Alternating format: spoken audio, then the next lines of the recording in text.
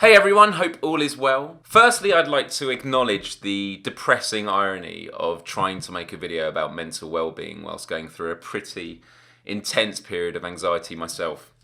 But life can be poetic sometimes. It is what it is.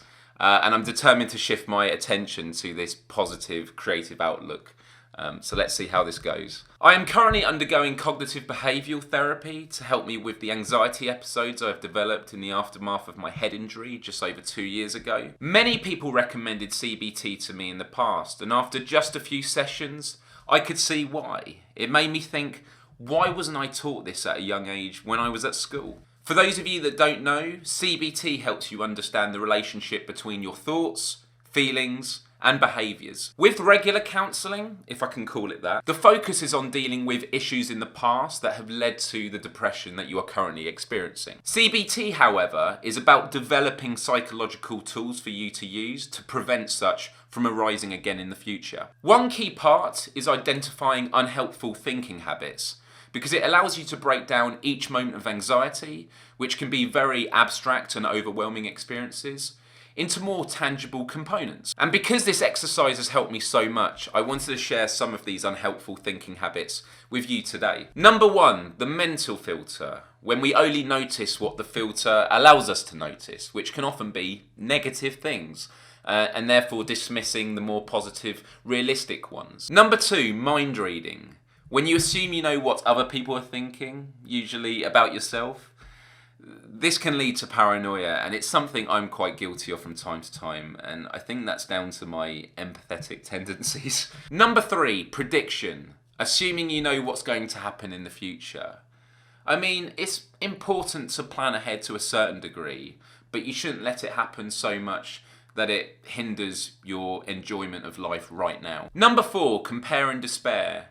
When you only see the good and positive aspects of other people and compare yourselves negatively against them, which I think is a real problem in the age of social media, because when you think about it, most people tend to only post the positive stories in their lives. And when you see that and compare it against your own reality, it can be kind of disheartening. Number 5, critical self. Something I think we can all relate to, but can be a really destructive force if we allow it to grow out of control. Constantly putting yourself down or blaming yourself for situations or events that you yourself were not totally responsible for. Number 6, shoulds and musts. This is a huge one for me. I'm constantly thinking, I must do this, I should do that. It just builds up so much pressure on you. It creates unrealistic expectations you won't be able to fulfill. So when it comes to tasks, just think, does this really need doing now? And set your priorities accordingly. Number 7, judgments. This is when you make evaluations or judgments about others, yourself, or things in the world, rather than describing what you actually see or have evidence for.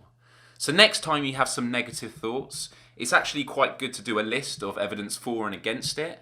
And I found quite often the things I was feeling weren't actually the case, and it helped me dispel those negative thoughts. Number 8, emotional reasoning. This is another big one for me.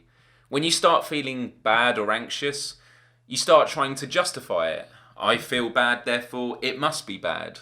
And that's the wrong way round of doing it, because if you're confused as to why you're being anxious, the chances are that you don't actually need to be. Number 9, mountains and molehills. This is quite a simple one.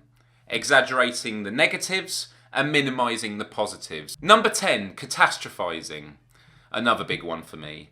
This is when you imagine and believe that the worst possible thing will happen.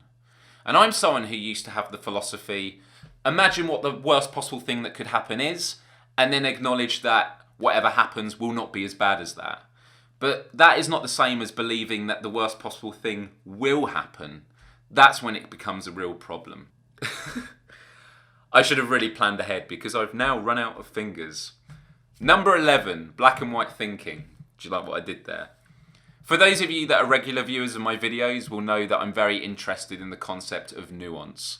The world is a complicated place. Thoughts and emotions are very complicated. There are many shades of grey. And so thinking about things as right and wrong, good or bad, black and white, is not a helpful mindset because it can push us to the extremes. And number 12, memories. This is when current situations can trigger upsetting memories and thoughts from the past which arise in the present. It can create distress, a sense of danger, and so it's just important that we put things in context. How much of what we are feeling now is because of the current situation, and how much of that is just because of the memories that we are now thinking about. So there you go, 12 unhelpful thinking habits, which I do hope you found helpful. I've still got a long way to go with my own anxiety, but looking back on where I was just a few months ago, I have come such a long way, and learning about these mental constructs has been a real game changer. For cognitive behavioural therapy to be effective, it requires us to be honest with ourselves, which can be a very difficult thing to do when you have depression and anxiety, because, firstly, I didn't realise I had it for many, many months. Now that wasn't because I was consciously in denial, it was because the regression was so gradual, I didn't notice it. But it's also because when you are mentally vulnerable, it's easy to become defensive. So be honest with yourself, go through the list of 12 unhelpful thinking habits and say, you know what, that does apply to me. There's nothing wrong with admitting that. And actually, by acknowledging it, you're going to improve your quality of life so much more because you'll be able to do something about it. And mental well-being is so incredibly important because without it, we are hindered as individuals in living life to the full and to see what opportunities truly exist for us on the horizons when we lift our heads up high. I'm going to put a link in this description for more details on these unhelpful thinking habits. It's by someone called Vivyan. Please like this video and comment with any thoughts and experiences you have around the topic of anxiety. And please share this with anyone you feel could really benefit from this advice. And don't forget, we can stay connected on Instagram, Twitter, Snapchat, Facebook, and YouTube. Thank you so much for your time. I'm so glad I managed to do this video while feeling completely terrible. I love you all as always, and adios till next time.